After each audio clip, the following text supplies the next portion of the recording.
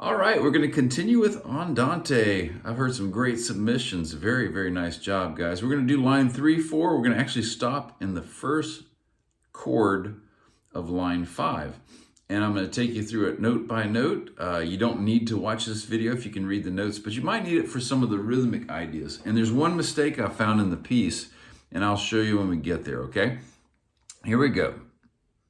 So here's what you know so far. Most of you have done a great job with this. You've played this.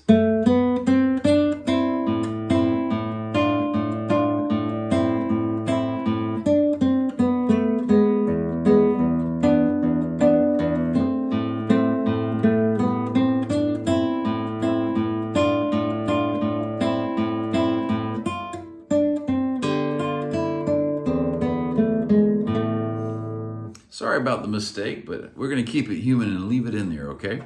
All right, so we're starting at the third line, second half of the beat. And we're going to play with our little finger a D sharp on the 4th fret of the 2nd string and an E. And it's going to be a little bit dissonant, but we have this kind of... Next measure, we put our first finger on G sharp. Let me back off so you can see that, which is the 1st fret of the 3rd string. Open 2nd string, our thumb is going to play the 6th string, and we're just going to do. Then we're going to shift up to our 2nd finger is going to be on B, 4th fret of the 3rd string. First finger goes to D, which is the 1st finger on the 3rd fret of the 2nd string. And we're going to do the same back and forth, where we play I and M together. Then we're going to shift this back here. So we're playing A and C. So it's the same shape you did, but now we're playing A and C, and our thumb's going to go to the 5th string. Then back to that D sharp E. So let me just do those little parts together. So we have this.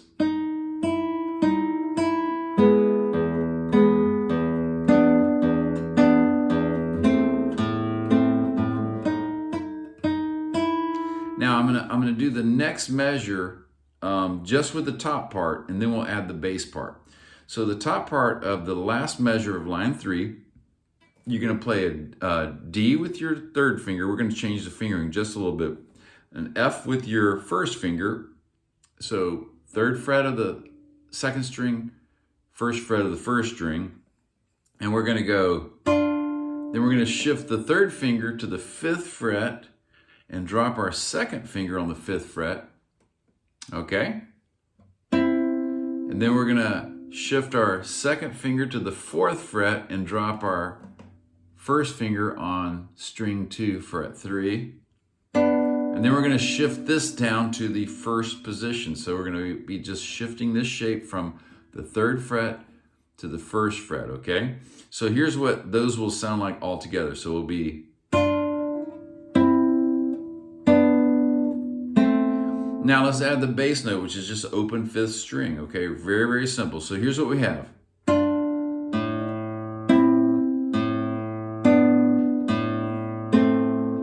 And then we're gonna strike that same thing again, but now we're gonna shift to E with our thumb on the 6th string. And then we're gonna put our 1st finger on G sharp on the 3rd string, 1st fret, playing open B on the 2nd string, and an E bass note. That's the mistake. If you look at the music, it has a G in the bass, and it's a misprint. So we have, let's do that kind of descending line all together. So we have.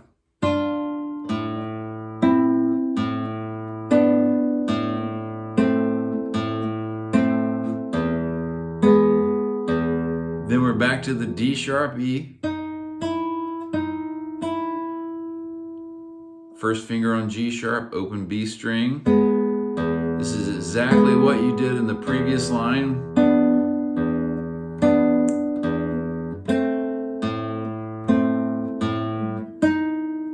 And here's where it changes. Last measure of line 4, you're going to be playing the D bass note on the 4th string, but it switches so that the bass note goes first this time.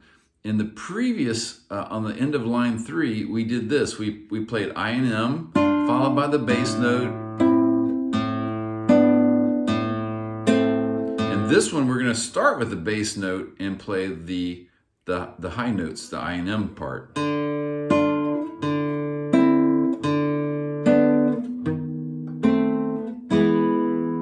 Again, slight mistake there. We're going to keep it real though, okay? Now, they have a couple different fingerings. I did it differently. They're saying finger 1 and 4, which is great. Let's just stick with their fingering, see if they work. So we have 1 and 4 are, my 4th finger is on the 3rd fret of the 2nd string. My 1st finger is on the 1st fret of the 1st string. So we have those. So we play our bass note first, our D, 4th string. I'm going to play my D again. This time I'm shifting finger 4 to the 5th fret, and I'm putting my finger 3 on the 5th fret of the 3rd string.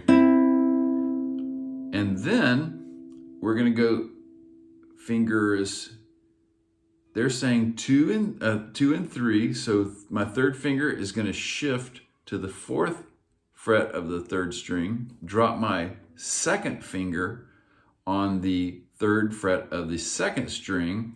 Of course, the bass note comes first. Then I'm going to shift this to fret 1 on my 2nd finger, fret 2 on my 3rd finger, and then I'm going to drop my 1st finger on the 4th string, 1st fret. And that's going to be a D sharp. And again, playing the bass note first. Okay, and then the final chord, I'm going to have to switch these 2 fingers, put my E here, 2nd fret of the 4th string, my G sharp on the 1st fret of the 3rd string.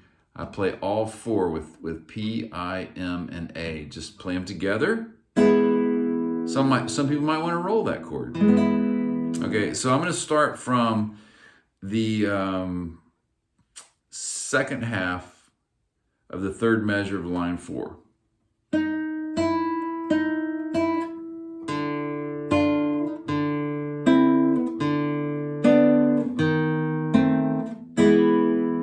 So that's why the change in the fingering here, instead of using the same fingering we did before, we changed the fingering because we have to get this D sharp for this chord, which is just like a D chord, kind of in the wrong frets, if you want to think of it that way.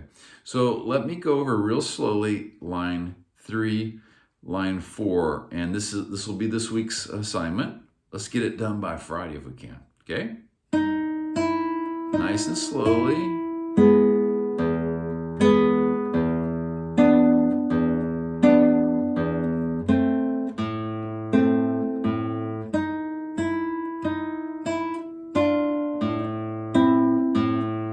Change the fingering there a little bit.